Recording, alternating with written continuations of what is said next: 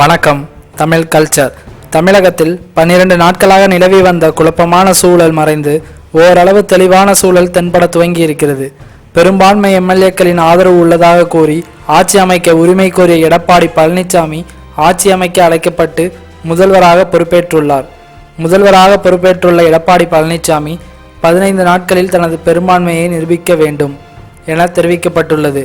பெரும்பான்மையை நிரூபிக்காவிட்டால் பிரிவு 356 படி ஆட்சி கலைக்கப்பட்டு குடியரசுத் தலைவர் ஆட்சி அமல்படுத்தப்பட வாய்ப்புகள் அதிகம் உள்ளதாக சொல்லப்படுகிறது. பிரிவு 356 என்றால் என்ன? அதனை பற்றி விரிவாக பார்ப்போம்.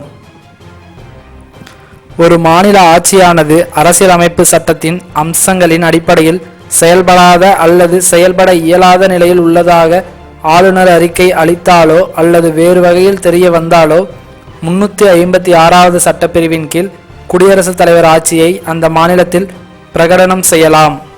இந்தியாவில் ஆட்சி கலைப்பு பலமுறை நடந்திருக்கிறது. பெரும்பான்மை எம்எல்ஏக்களின் பலமுள்ளதாக சொல்லப்பட்ட சூழலில் கூட உட்கட்சி பிரச்சனை, நிர்வாக சீர்கேடு ஆகியவற்றை காரணம் காட்டி ஆட்சி கலைக்கப்பட்டிருக்கிறது.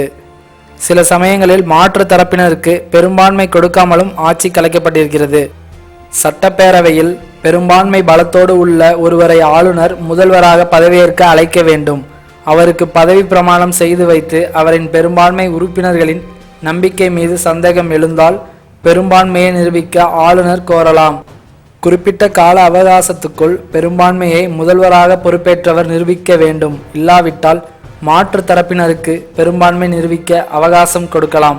யாரும் பெரும்பான்மையை நிரூபிக்காத பட்சத்தில் ஆளுநர் ஆட்சியை கலைக்க அறிக்கை அனுப்பலாம்.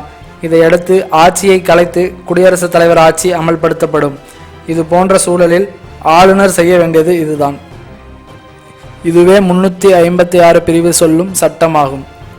மேலும் இது போன்ற தகவல்களுக்கு சேனலை சப்ஸ்கிரைப் பண்ணவும். நன்றி, வணக்கம்.